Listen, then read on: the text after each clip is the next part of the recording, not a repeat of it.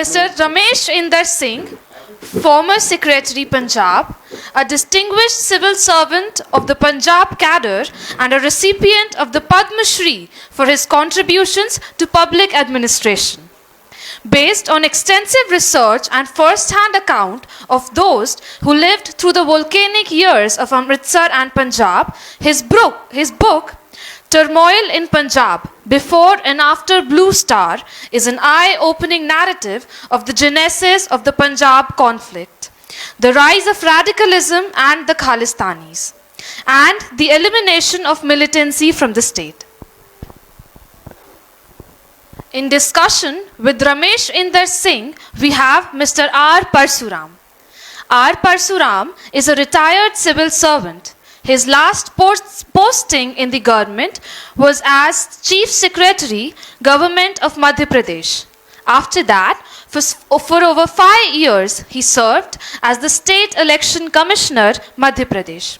He also served as the Director General for the Atal Bihari Vajpayee Institute of Good Governance and Policy Analysis, Bhopal. Welcome, sir.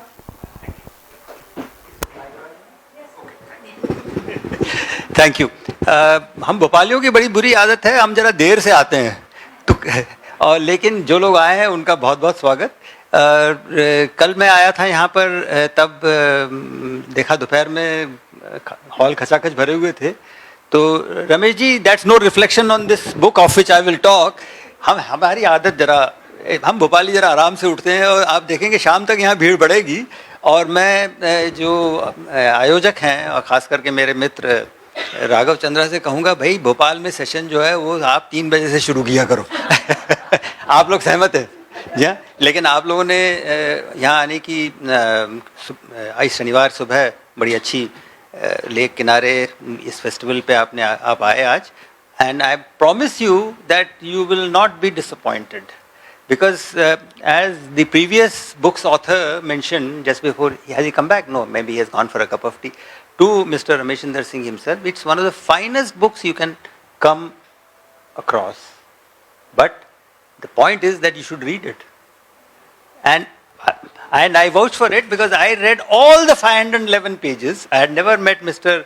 Sardar Ramesh Inder Singh ji. I had heard his name way back in 1984 when he was the Deputy Commissioner of Amritsar district. I was collector, we call them collectors here. I was collector of a district called Satna, जो in Madhya Pradesh at that time. But उस समय से मैं इनके नाम से वाकिफ था. और फिर जब मुझे कहा गया कि आपसे बात करनी है तो खुशी तो हुई, for several reasons. But the last reason, the main reason, this book which I hadn't read, I finished reading this book 3 days back and I called him up. I took his number. I didn't have his telephone number. I took it from the Bhopal Literature Festival organizers and then called him up and said, what a wonderful book. All 511 pages non-put downable. In fact, in our country, in my view, and a very limited view, I'm a student of history of my own making, and otherwise I graduated from engineering. But very few instances of such good writing on contemporary history, which is still, in my humble view, an evolving field in India. इतिहास के बारे में, जैसा कि मैंने साहब को सुबह कहा, बड़ा आसान होता है मेरे हिसाब से. मैं कोई हिस्टोरियन नहीं हूँ, इसलिए ये रिस्क ले सकता हूँ मैं कि 1000 साल पहले क्या हुआ था और क्या नहीं हुआ था. मैंने कुछ लिखा, आपने कुछ लिखा, हम दोनों एक दूसरे से लड़ भी लिए कि नहीं ऐसा नहीं है. अब आप दूसरे लोगों को ये तय करना है कि क्या सही है क्या गलत है. हुआ तो 1000 साल पहले था. तो लेकिन कंटेम्प्रेरी हिस्ट्री के बारे में लिख देना, जिसके बारे में ज़्यादातर लोग जो आज 50, 60, 70, 80 साल की उम्र के हैं और जो 80 के दशक में और 90 के दशक में पंजाब में हुआ, और पंजाब कोई ऐसा वैसा प्रोविंस नहीं है इंडिया का कि उसको आप लाइटली ले सकें. हमने लिया भी नहीं लाइटली. गलतियां हम गलतियां करते गए और परिस्थितियां उलझती गईं. We kept on committing mistakes which complicated and implicated us deeper into something. And Mr. Singh's book comes out beautifully about all that. It does not mean that he doesn't hold an opinion. but he's not opinionated. He is not. He holds a way. I'm sure he holds, as any thinking civil servant or any thinking academic. I think he's an academic now. He's not a civil servant anymore. Even if he was one, it naturally is very much there in his background. So he brings the insight of a civil servant who had a ringside view of what was happening, not just when he was DC in Amritsar, but all through those years in Punjab, and brings the perspective of an analytical mind, which is not prescriptive at all. The beauty of the book lies in his ability to tell us to arrive at our own conclusions. He doesn't hold any punches. He calls a spade, but in a language which will endure the book to you, because he leaves it to you to decide what is wrong and what is not. In contemporary history, that is a very big challenge. So, as the audience numbers are limited, sir, we can probably profit from that. We'll have a lot of time for questions, so be ready with your questions. Because if you're not, I have lots of questions. I'm not shirking from my responsibility. I'll have a lot of questions for Singh Sahab, because having come all the way from Chandigarh, हम इतने आसानी से आपको यहाँ से जाने तो नहीं देंगे ना. तो जरूर सवाल पूछिए, मैडम आप लोग भी पूछिएगा, और साहबान जो पीछे बैठे हैं, कबीर बेदी जी के सेशन के कारण यंगस्टर्स की भीड़ यहाँ थोड़ी कम है, लेकिन चलेगा, वो उनको सीखने का और आगे भी मौका मिलेगा. लेकिन आप लोग हैं, प्रबुद्ध नागरिक हैं भोपाल के, जरूर पूछिएगा. I was contemplating to come here. While coming here, I was just going through some searching on the net, and then I came across this essay which I had probably read vaguely, I recall, by George Orwell, which says Why I Write. And then there is an excellent essay by a lady called John Didion.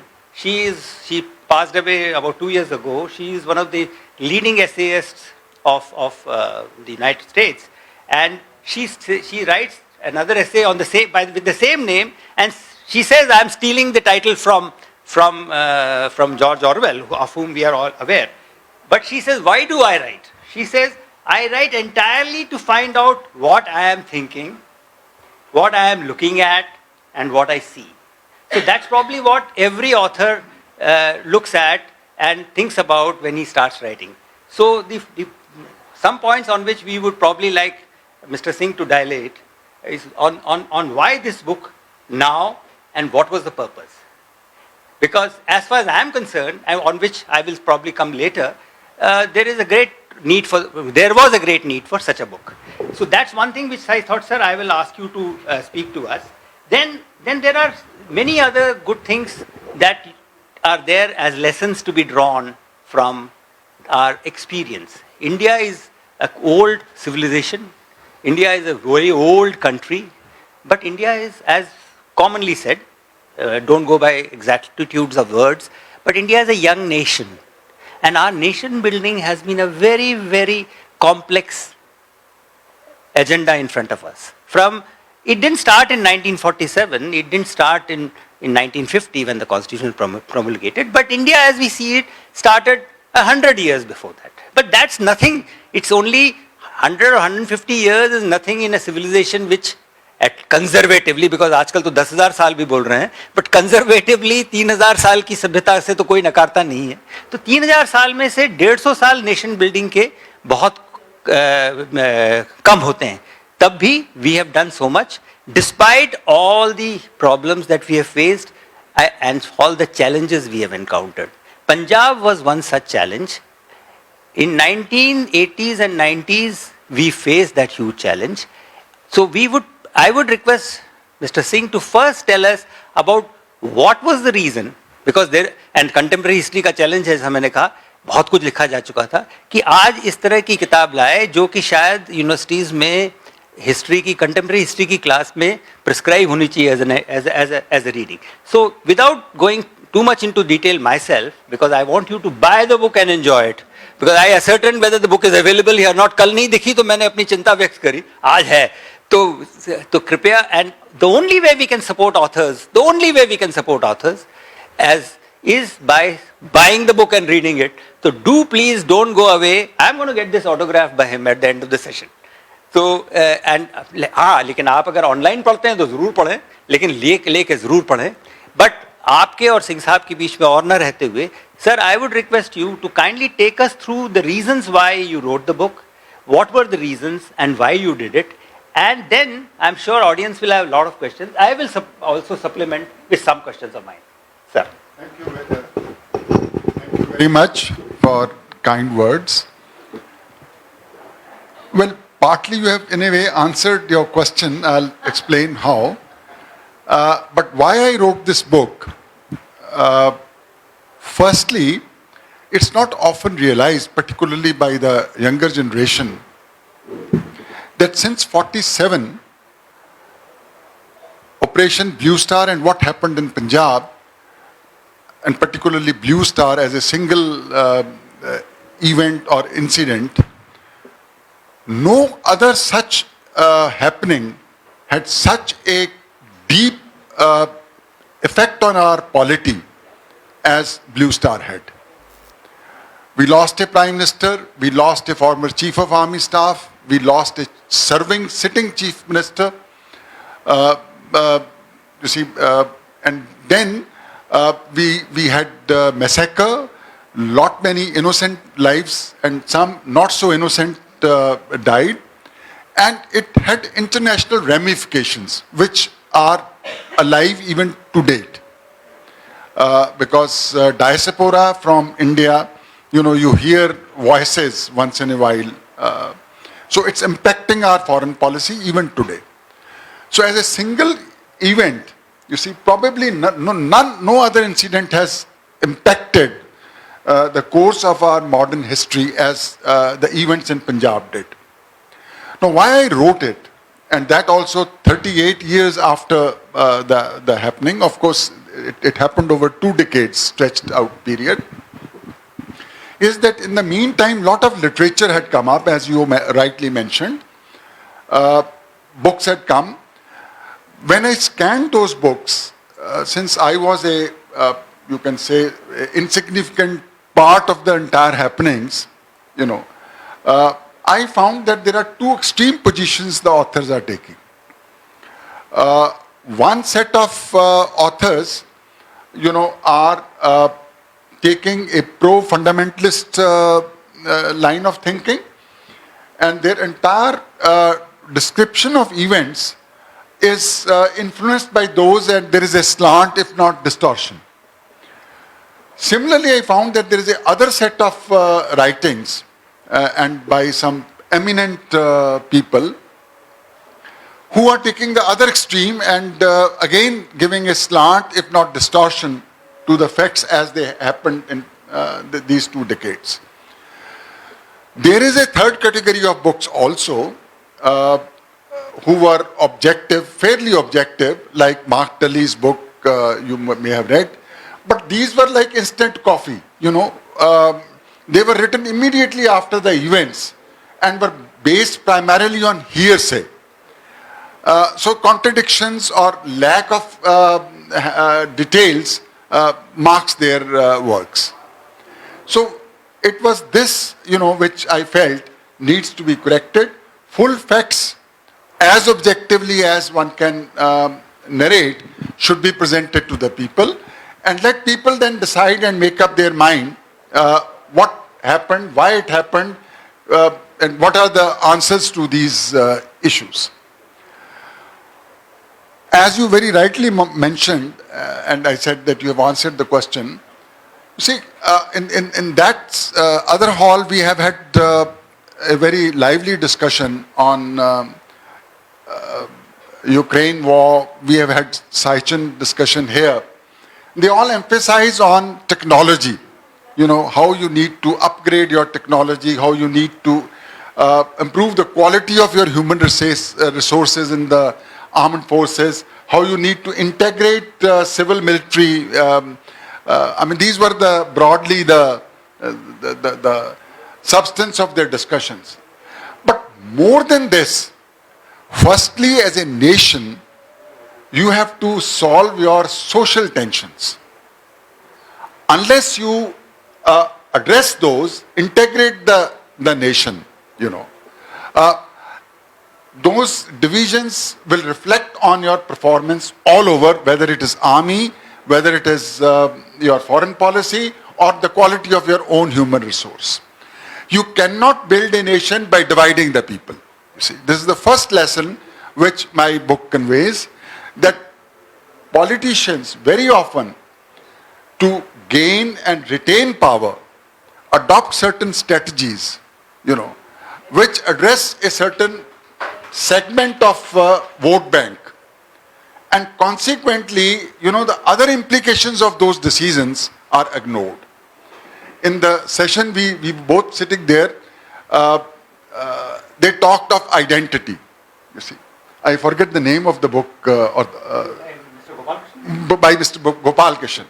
He was talking, he's from South India, that how his identity in terms of language or other issues, impacted, he felt, the people around him when Hindi was being enforced. So our situation, situation of our country is very complex, because we are an extremely pluralistic society, divided into regions, languages, caste, religion, and so many other divisions. Now, how do you integrate such a diverse nation? One way is by preserving local identities and then transcending beyond those into a nationhood. You see, that is very important. The book, of course, I don't say it in so many words, but it clearly brings out a lesson for our politicians that integrating the communities, integrating the people of India should be the first priority. The book doesn't deal only with the recent events. There is a part 2 to the book which gives you the historical perspective. I felt it very essential because, unlike, I'll be very frank, so please don't mind the language. Unlike Islam, which came from, with the aggressors and with Sufi saints and so on and so forth, Sikhism was born in India. And Guru Nanak Dev Ji, the first founder of Sikhism, was a Khatri, Bedi, And all the 10 gurus were also drawn from the Hindu society. The integration between the two communities was, at one stage, initial stage, they were considered as one, Now, how and why, over a period of time, this, segregation emerged. This I have traced the history in terms of language, creation of Punjabi Suba state, the struggle for that. I'd like to share with you probably just one instance. You see, the map of India would have been different had the Sikh leadership then decided to join Pakistan. The Britishers gave the option to the Sikh leadership that you can either join India or Pakistan. Master Tara Singh, who was himself a Hindu Malhotra by birth and became a Sikh during his lifetime, he was the first Sikh in his family. He, along with other leaders, opted for India. And as you know, the Sikh princely states, they had their territory extending right up to Delhi. Districts like Mahendragarh, were part of the Sikh princely states. So had they opted out, and Jinnah was offering them autonomy within Pakistan, so had they opted out, Punjab would have been on the doorsteps of Delhi. Yamuna would probably be the dividing line between India and whatever else would have been. So from that stage, why the division started, how it started, it was very, very important to trace that. And in part 2 of my book, I have traced those so that people can understand the context in which things happened in Punjab as they did. The second, I would like to also clarify, because in Bhopal people may not understand this. You see, perceptions are built, and most often media, politicians, vested interests build these perceptions. The 2 decades of Punjab turmoil, let me say it very emphatically, and you can confirm it after reading my book, whether you agree with me or not, was not a struggle for Khalistan. It was projected as Khalistan struggle by certain vested interests. Even after 1984 Blue Star and Delhi massacre, Delhi University conducted a survey in Punjab, and they found that not even 5% of the Sikh population favored Khalistan. And most of these were youngsters, uneducated youngsters, you see. Yes, I'm not saying that Khalistanis were not part of the struggle. They were. Even today they are present in countries like Canada, and they hold referendum. And Australia, this morning newspaper says. And Australia. But the problem is that if you pick up on this 2%, 1% segment, and then tarnish it as a community demand, the distortion comes in. And that is what I have explained in this, how the struggle was, as a matter of fact, most of the Sikh Khalistanis who were based abroad, they were post-settlement brought to India. I would presume by the intelligence agencies, because integrating into the mainstream is how you often end a movement. That's one of the strategies, that if you cannot bend or break them, win them over. So two of the main proponents of Khalistanis, one was Dr. Sohan Singh, who was heading a Panthik committee in Pakistan, Ganga Singh Tillon, who was based in England. Both of them were brought to India, put to trial, given imprisonment and released into society. Both of them said that they have been fooled by Pakistan. Because the intent of Pakistan also was not to create Khalistan. Again, I may clarify this. I'll give you the reason. In fact, when these Khalistani organizations, and there were not one or two, there were 17 of those militant organizations, operating in Punjab. They published the map of Khalistan. It included Lahore, it included Nankana Sahib. No Sikh can ever, say, I want Khalistan by excluding these, because that is where the kingdom and their gurus came from, And Zia-ul Haq threw a, he says, are we supporting these guys? They want to dismember Pakistan. The intent of Pakistan was limited to creating communal tensions and stimulate cross-migration. Hindus out from Punjab and Sikhs out from rest of India. That is how the movement started, by throwing, the cow tail in temples, cigarettes in gurdwaras. The two communities would come onto the street, shout slogans, built up emotions, That was the strategy to divide the people, the two communities. And if you also see the nature of weapons given, take for example Afghanistan, the Mujahideens got tanks, they got anti-tank missiles, they got launchers, And what is the kind of weaponry supplied by Pakistan to these terrorists in Punjab? At best they got was AK-47. Now you cannot create a nation by using AK-47. You can use it against the ordinary citizen walking on the street. And there was not a single instance in Punjab of these militants taking on army. Because they knew, moment they touch army, they'll be liquidated in one day. Because they had no strength or force. So this is another myth I have clarified. But I would say the basic lesson which this book gives is that nation building process can be carried out by taking everyone along, not by dividing, and creating silos of vote banks. Thank you so much. In fact, you start your book, I'm not even talking the book, I'm talking the preface. The opening line itself is, even in the best of times, perception of an event or a situation vary. So mine. Oh, I'm sorry. You open your book in your preface itself by saying, even in the best of times, perceptions of an event or a situation vary. And then you go on to build the story. But let me take you to the point that you made just now about part 2 of the book. Because part 2 of the book is really, it's actually part 1 prepares you for part 2 of the book. And that was the most amazing kind of revelation which I got while reading the book. And the first chapter of the book is called Beginning of Divide.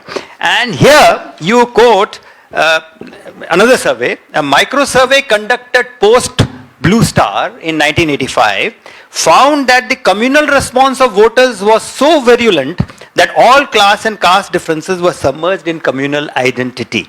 Now, this is something which you again alluded to just now.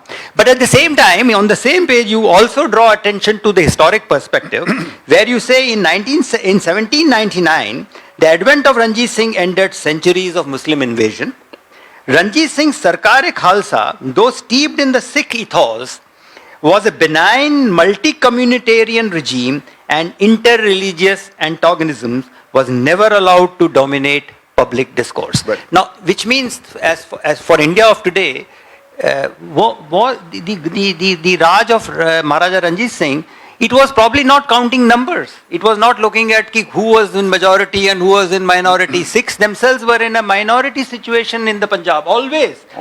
In fact, the numbers grew in percentage terms after partition, and then again when Haryana got carved out, it again went up. Otherwise, in the Punjab, as it was carved out in post Anglo-Sikh wars, the number of Sikhs were much more limited. The Muslims and the Hindu communities were far larger in number, and yet you'd say this, and which is so important, that Ranjit Singh's government was, or the state was not steeped in Sikh ethos, though steeped in Sikh ethos, was a benign multi-communitarian situations. So my point here is, and going back to the other, because we must learn from history, and in my opening remarks before I requested you to come in, I said building a nation is a complex phenomena. So the question I have in mind is, were it so, and if it is so, what are some of the social determinants for communal harmony and mutual accommodation? What were these in Punjab of 1980s which really took us forward? How did we come out of this? And what social determinants actually? And as you distinctly pointed out, you made a distinction between the immediacy of politics and the continuum of social change. What really brought us out? I think there are a lot of important lessons from this for the rest of the country to learn. Yes. So could you kindly dilate on that? Yes. Now you have touched a number of issues. You see, like Maharaja Ranjit Singh's regime, the Sikh population was hardly 17% of Punjab. With that 17%, he extended his regime right up to the border of Pakistan and Tibet. You know, all these Kullu, Manali, Rohtang Pass, they were part of his empire. This side, he could not go beyond Satluj because there were small Sikh princely states like Patiala, Nabha, Jind, who colluded with the British, you know, and he had to sign an agreement, it's called Satluj Treaty, where he agreed that his forces will not cross Satluj and the British will not cross Satluj either way. But look at his management. He was Punjabi by birth, a Sikh by birth, but he did not change over to Punjabi as his court language. Persian continued to be his court language because that is what people knew at that time. And you see his journals. He had French, he had other Italians, Germans, he had Muslims. His Muslim was a foreign minister, his finance minister was a Hindu, and when it came to donations, he donated as much to Golden Temple as to Hindu temples. He restored the Somnath door, you know, Jwalamukhi, he gave donated gold, and so on and so forth. So, and he built a mosque. It's called Mai Mora Mosque in Lahore, you know. Now, what I'm trying to emphasize is that with only 17% people belonging to his faith, he could build such a big empire by integrating the people and communities. And he got the best of talent, you know, in the process. Now, how the disintegration came was, it started, I would say, during the British times, because they started giving you public positions on the basis of your religion. proportional representation in public bodies and so forth. At one time, during World War I and II, almost 60% of the British Indian Army was from Punjab, and most of these were either Sikhs or Muslims. And they gave special treatment to Sikhs in the army. And there are a number of references available where the British military journals wanted that a separate Sikh identity should be highlighted, And they even controlled Gurdwaras. Golden Temple's Sarbara, which is manager, was appointed by the British, and there was a struggle which led to Gurdwara movement. That's a separate story. The point I'm making is that the divisions started during the British as a conscious state policy. Post-independence, the language issue became a problem in Punjab. That was the first sign of division among the communities. At some stage, a fear psychosis was built up, I would say, that if Punjabi Suba, as Punjab would be called, is created, that in the future they may not kind of, separate from India and go to the other side. So a conscious effort was made to disown Punjabi. I have given the census figures in my book, how suddenly, you see, Punjabi, which was almost 80% of the joint Punjab, which extended from Delhi. Delhi, by the way, was a division of Punjab state, during the British. It was one of the divisions, like Lahore was a division, Ambala was a division. So, suddenly there was a shift from Punjabi to Hindi, and as a result, a dismembered small Punjab state was carved out after a lot of struggle. After every other Indian language, regional language, had got its recognition and creation of states, So this, plus the foreign hand. I have given details of it. Pakistan tried it in the beginning. They did not succeed in Punjab, so they went to northeast, Their focus through Bangladesh was to penetrate into and create turmoil. But subsequently, a situation in Punjab, a clash between Nirankaris and few fundamentalist Sikhs, created a situation where Pakistan felt that this is the right opportunity to step in to divide the people. They came in. At that time, the international border was not sealed. Today you have huge barbed wire with floodlit by the night. So bringing in weapons was difficult. Pakistan, relied on primarily smugglers beginning, because smuggling was rampant in both the Punjabs. So these drug smugglers, other smugglers were used as a cover to bring in weapons into the state. And as I have given you other things like throwing of the cow tail or cigarettes, these kind of happenings took place at the instance of a planned strategy by Pakistan, guiding them, so that tension could develop between the two communities and they could divide it. And ultimately we know what happened. In fact, in your book, you also come out about the fact that there was disaffection. But you also very clearly come out saying that. Oh, I'm sorry, I forget that. You also come out saying that very few people subscribe to the creation of Khalistan, and history proves them right. Those who thought that no, India is not going through another map making process, and this is what India is, and we must all live together. So, and you also draw example from Punjab, but probably you don't sufficiently relate to how it can connect with the rest of the country, which is so difficult. Maybe when you teach a seminar class, you'll probably elaborate that.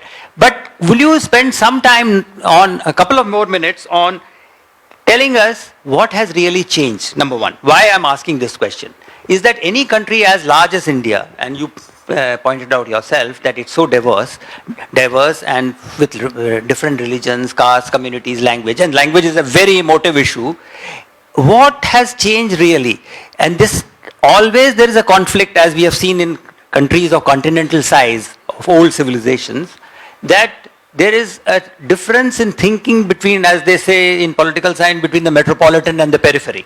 Now, how do we keep on missing this boat about not recognizing that the requirements are entirely different? We have the analogy of the Northeast, a different kind of, but nevertheless a very complex situation. We've had Punjab, and we feel happy today that it has we've come out of it. Hopefully, yes, for all times to come. But has anything really made our current political thinking different after Punjab at the national level? I mean, this is a loaded question. Sorry, I'm drawing you into it, but I'm provoking my audience now also to come up with questions after this. Let me tell you what has first changed in Punjab. Then I'll answer your second part. After 66 creation of present day Punjab, I mean, I didn't want to mention political parties, but then you have to because those are facts.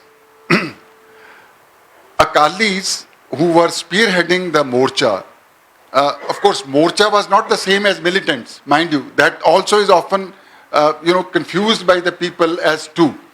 And I have detailed it in my book how they were two separate things. The Akalis formed a coalition government with the then, predecessor of BJP. And the tensions which were created in Punjab, they just disappeared. And again, I mean, sorry I have to use this word, but then you can't describe history without Hindus who had disowned Punjabi in the census started re-owning it. And there was perfect communal harmony between the two communities. It was restored. Let me tell you, when Mrs. Gandhi was assassinated, I got a call from the governor early in the morning. He said, look, Mrs. Gandhi has been shot, but do not share it with anyone, but take care. So we immediately, got together and worked out our strategy, how to deal with it. There was some kind of a censorship was imposed. But let me tell you, our efforts apart, not a single incident of assault on any Hindu took place in Punjab. You see, Punjab villages, you have 5-10 families, not more than that, because Hindus are basically concentrated in the urban areas. You see, we feared, that they may not be massacred, but not a single incident. This is because the two communities are tied in a historical umbilical cord. So we could kind of revive that over a period of time.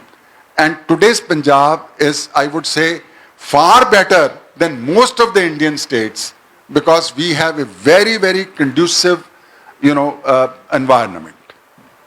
Now, answering your other question, let me not again name parties, but simply say that, you would all be investing in stock exchange. Now, when you invest in your stock exchange, what do you aspire for? Who do you, invest in? You obviously want your stock value to increase, and you want that the stock should rise. And that's why you invest. Politicians are in the game of power. And what is their stock? Their stock is you. Their stock is me. Now, any political party would like its stock base to increase, which in other words, you can say the vote to increase. By stock here, you substitute the word stock with vote. And, I mean, please, it's not I saying, think about, reflect on the history. Tell me a single politician, who does not want to gain and retain power. So if a stock increases, if vote bank increases by strategy A, irrespective of which party it is, it will do it. So that answers you. Thank you so much. And as I promised, I think we'll run out of time very soon. So I will open the floor for discussion. There are a lot of questions and lands being had. kindly bear with me. I'll try and give chance to everybody. I think we still have 10 minutes and we'll steal 5 more from the organizers, so we have time. So I'll start right from the back foot. Yes, sir. Kindly introduce yourself and ask a specific question, please. Thank you.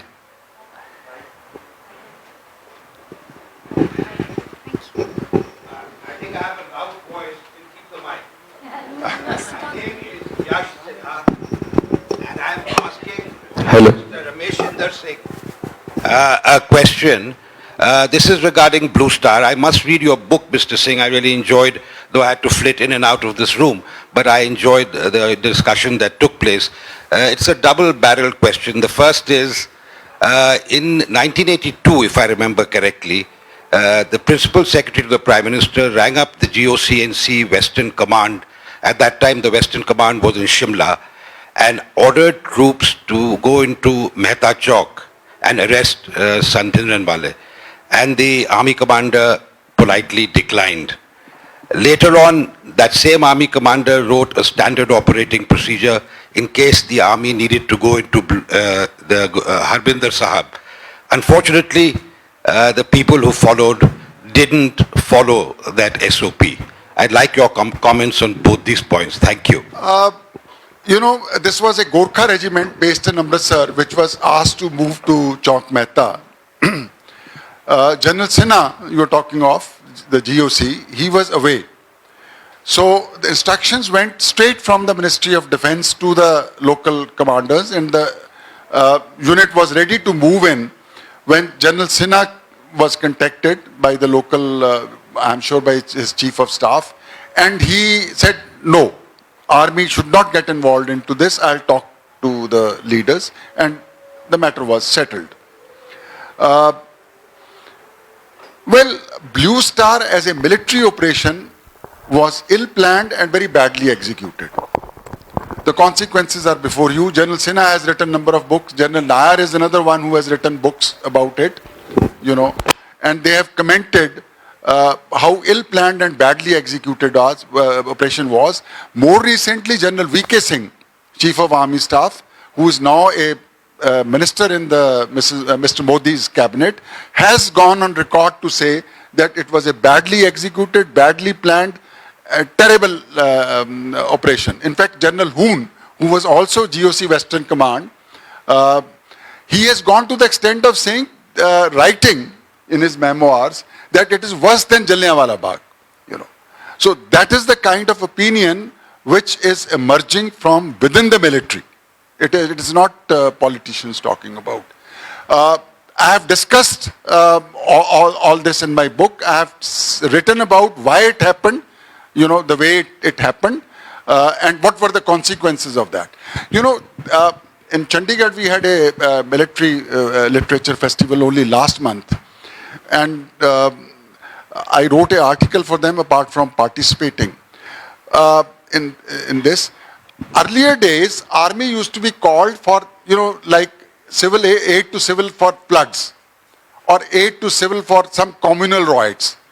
Today, situations are emerging in the country, have already emerged. Northeast is one example, Punjab is another example, J&K is third example, where army stays in on a regular basis on ground. You see, boots.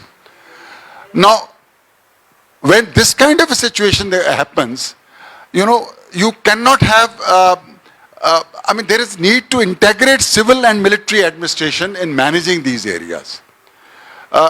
Because the consequences of what army decides will be far-reaching for the country as a nation. And to give you an example from my book, when the army went into Golden Temple, you know, and finally they took the decision to bring in tanks and fire from the main guns.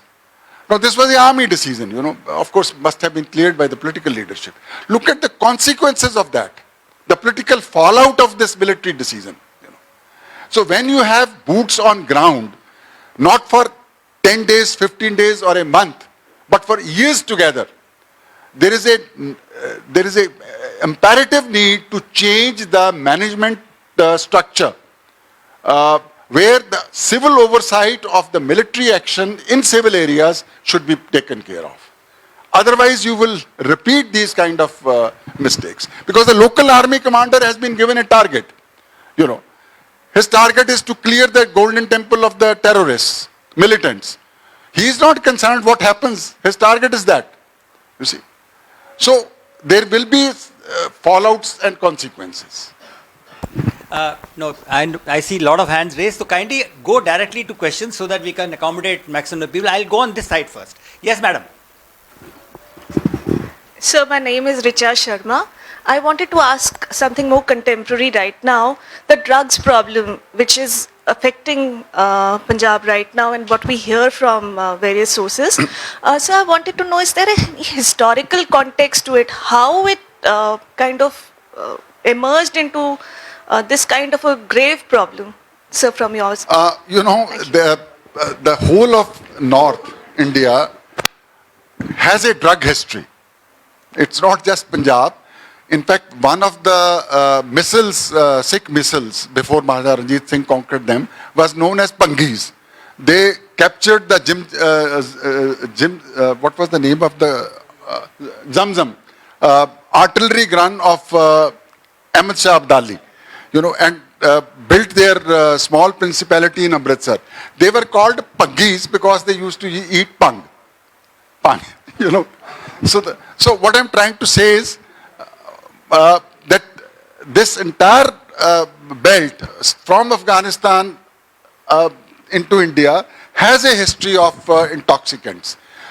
Consumption of liquor, for example, is considered nothing wrong in you know, states like Punjab. Though I may tell you, statistically, Tamil Nadu and Kerala drink more than Punjabis do. But somehow we are badnaam. नहीं वो बदनाम आप खुद अपने आप को करते हैं आप Because we believe in highlighting it. आपने पटियाला पैक बना दिया आपने बड़ी सारी चीजें बना दी I'll take a question from you. हाँ सरदार साहब आप बोलिए. Good afternoon, sir. Sasikal. I'm Ekar Singh Alwalia. When we talk about today's situation on Khalistan, the Indian diaspora sitting in countries like Canada, New Zealand, Australia and United States, they have been operating, they have been changing, manipulating the youth generation by such operations as Operation Black Thunder that was carried by Rajiv Gandhi to stop all the anti-terrorist activities from Punjab. But these people say that in the name of these operations, many innocent Sikh youths have also been cleansed. So what are your views on that? Is that true that in the name of cleaning out terrorists, many innocent youths were also killed, many families were destroyed, and after that the drug problem was created more and more to distract the Sikhs from the Khalistani movement? Well, you see, in any military operation, as they say, when two elephants fight, it's the grass which suffers. You see, it is the innocent people get their sufferings in the process. It did happen in Punjab. I have described those details. I have not hidden anything. Whatever was known to me or reported in literature, I have said it in my book. You know, you read it and you will know that. Maybe with the indulgence of my young friend here, I'll take a couple more questions, sir, because there are lots of people who have raised their hand. I'll first go to the youngster and then to you, lady. आप बहुत पहले से हाथ उठा रहे हैं आप जी. Good afternoon, sir. My name is Srisham Malviya, and I would like to start adding from what my previous speaker asked. So, in present time, we can see that a false narrative is being used in foreign countries so as to depict that the might of few people is the narrative of the entire community. And so far, Indian government is only objecting to it, but not providing the counter narrative. So if not from the government, which is the right body or institution from which the right narrative should come into the picture? You know, for the foreign powers to support or create a movement which is anti-India abroad is so much easier. If you see all the pre-84 Khalistani leaders, where were they based? They were based either in England or in America. None of them was from Punjab. As a matter of fact, one or two who raised their voice, the Akali Dal suspended them. You know, like Sukhjinder Singh, for example. You know, so foreign powers will always, those who are inimical to us, will make these kind of efforts. Their percentage is very minuscule, One way to ignore them is that in India, the media doesn't overplay this, which it does. You see, media overplays it. Ignore them. Where is the need to highlight that? What happens in Canada? When, of course, they try to intervene physically in India, that's a separate situation, you know. So the answer to you is that we should focus on India, because today, let me again tell you that in terms of percentage of population, Sikhs in India are about 2.5%, and Sikhs in Canada are now 2%. You see, so they are international community. You today, it's not Sikh; it's a Canadian Sikh, it's a British Sikh, it's an American Sikh, it's an Australian Sikh. So forget about them. Let them do what they want to do. You know, focus in your own country. Integrate here. Bring them, you know, strengthen the nationhood within India. We will take care of them. Hanji, hanji. Completely out of time. जल्दी करिए, पीछे जाना है, पर madam मेरे को बार-बार क्योंकि देरी है. Right, sir, if we even ignore that fact, even then also at international level, it will give us image that there is conflict between the Hindus and Sikhs in Indian. So how can we counter that on international level? No, I'm sure that India is countering that. We have effectively told the Canadians, when their Prime Minister came here, we gave it up to him, you know. It's not that we are not doing it. We are strong enough to do that. Yes, I'll take your question. Kindly introduce yourself. Mic, What about the economic policies which actually, do you feel that you were part of the whole turmoil to Yes, very much, begin with? very much, very much. I hope you have dealt with it. Yes, I have dealt with, you see, economic policies. One component of the economic policies is the water issue, you see. When Punjab was divided in 60, actually Punjab gave as much water to Rajasthan as it is consuming today, you see. So in 66, it's not called Gang Canal. An agreement was reached by the then British Punjab with Maharaja Ganga Singh of Rajasthan, and Gang Canal was taken. That canal takes as much water and some other tributaries of it as Punjab is having today. In 66, when Punjab was bifurcated into Himachal Pradesh, Haryana and Punjab, you know, again the distribution of water came under dispute. Both the states had filed a case in Supreme Court where it was pending. When Mrs. Gandhi came back to power, forced both of them, because they had Congress chief ministers, forced both of them to withdraw the case from Supreme Court, you know, and herself gave an award which Punjab perceived as anti-Punjab. And that contributed to the militancy in Punjab, because the first few murders, you know, took place on what is known as Satluj-Yamuna Link Canal, which was to take water from Punjab to Haryana. You know, the chief engineer was killed and so on and so forth. The lesson is that issues which are judicially adjudicable should not be handled politically. You see, if Supreme Court had given decision against Punjab, nobody would have reacted the way it was. But since the chief ministers were forced to withdraw and she gave the political mandate, there was a reaction. I think there are many other aspects of economic policy. I'm sorry, I think we're completely out of time, so I'll exercise the prerogative of the anchor. All right, there aren't many ladies.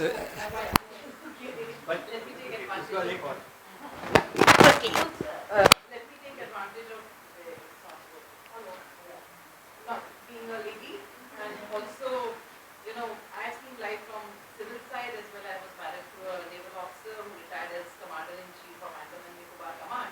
So when you said, I don't know, the mic is not working, when you said we have to have different kind of management where the civil side and the military side can work together, I feel there is no space for that.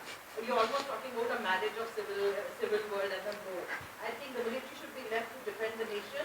It is so sad when, as CNC's wife, I would travel in my own country, I could not go out. Why this hatred for us? So let's not mix the two. Let the armed forces look after the nation, defend the nation.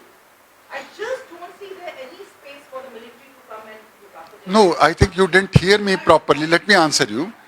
I am not saying that civil should control the military. In any case, military is under the civil supervision. That is there. What I said was that when you have extended presence of troops, please, that would be the best. That would be the best. But when you do have, which is the reality, you should not leave the decision-making processes to the military alone.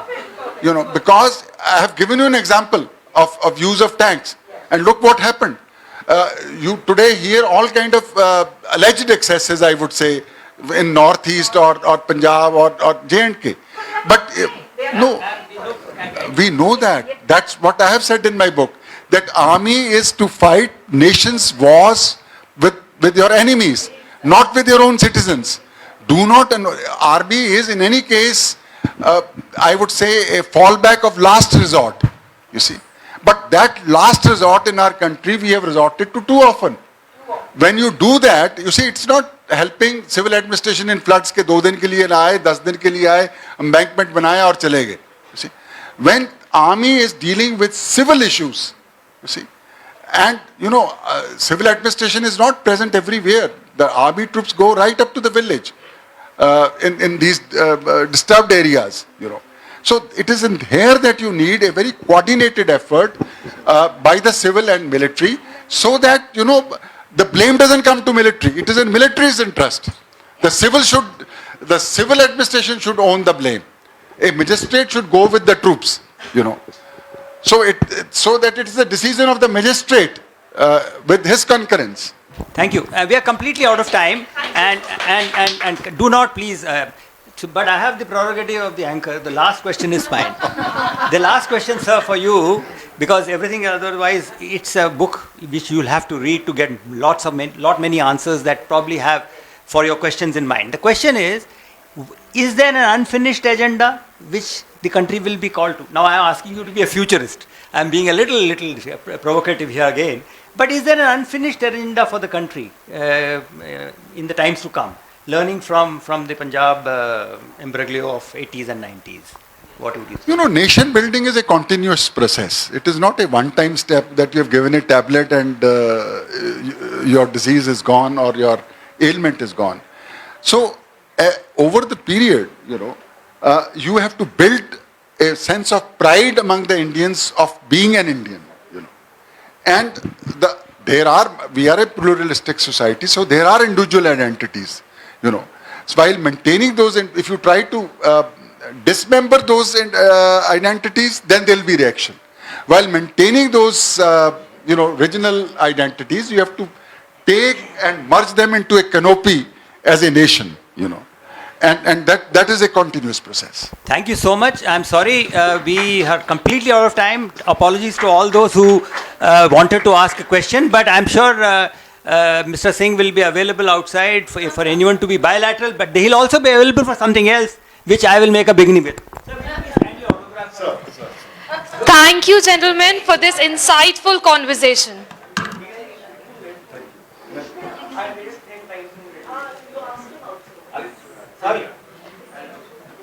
I would now request Mrs. Richa Sinha to please come forward and felicitate the author and discussant with memento as a symbol of our love, respect and gratitude.